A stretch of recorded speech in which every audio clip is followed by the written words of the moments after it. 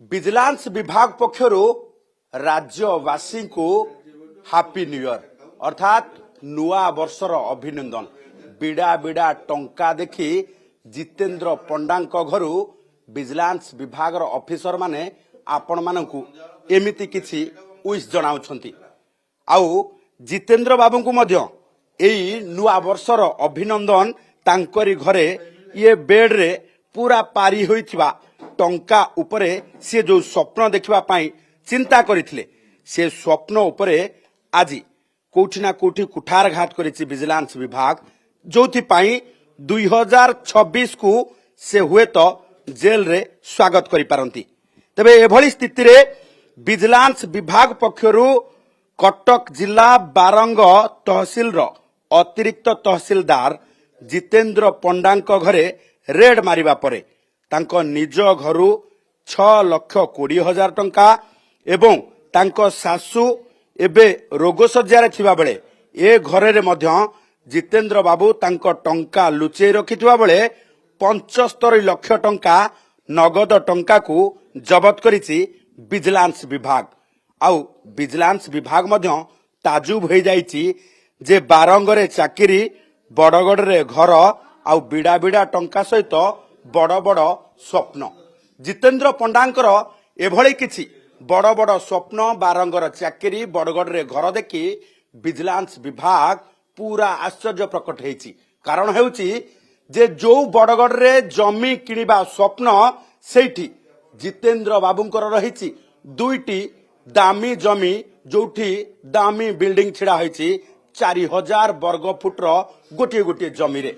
सेही भली भाबे भुवनेश्वर खोर्धारे रहिछि अति दामी जमीर जोठी संधान जहार पाइछि विजिलेंस विभाग खोर्धा भुवनेश्वर को छाड़ी देले आउ किछि उच्च रहिछि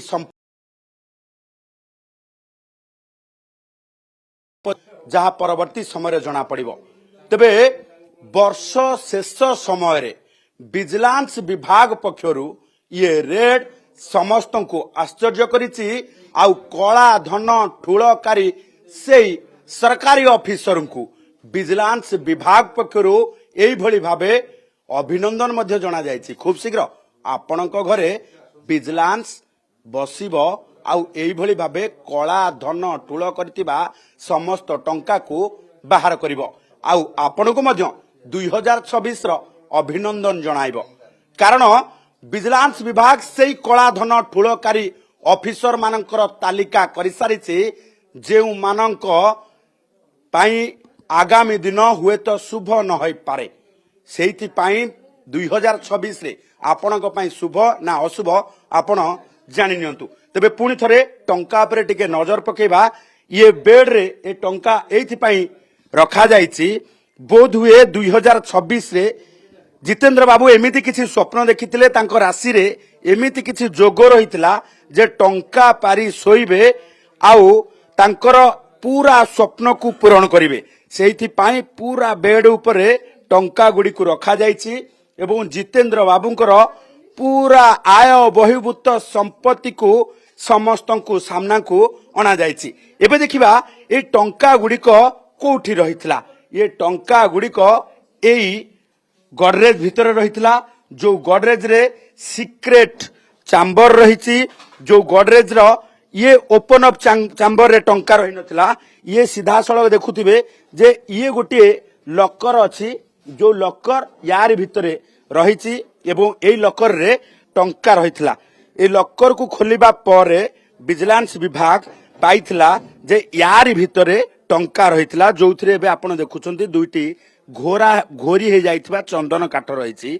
सेही लॉकर भितरे ही टंका गुडी को लुचा जाइथिला जेमिति केही जानि परिबे नाही जे या भितरे एक लॉकर रहिछि। तबे विजिलेंस विभाग तन्न तन्न करी जांच करिबा परे 75 लाख टंका नगद 75 लाख टंका हुए तो वर्ष शेष रे एते टंका देखि दर्शक बंधु आपण आश्चर्य हो जाउथिबे किबा चिंता करूथिबे जे काहा पाई केमिति नुआ वर्षर अभिनंदन। किंतु विजिलेंस विभाग पक्षरु आपणकु ये भली शुभेच्छा जे कला धन ठूलकारी को सुआई दिया जीव नहीं 2026 रे काहाकू रखे दिया जीव नहीं। समस्तंकर এই କଳାଧନ ଠୁଳକାରୀଙ୍କର ଜୀବନଟି 2026 ହୁଏ ତ ଜେଲରେ କଟିବ ଏଭଳି ଭାବେ ଚେତାବନୀ କିଛି ଭିଜିଲାନ୍ସ ବିଭାଗ ପକ୍ଷରୁ। ଭୁବନେଶ୍ୱର କ୍ୟାମେରା ପର୍ସନ ବିଷ୍ଣୁ ପ୍ରସାଦ ତରାସିଆଙ୍କ ସହ ଚନ୍ଦନ ପାଇକରାୟ, OTV।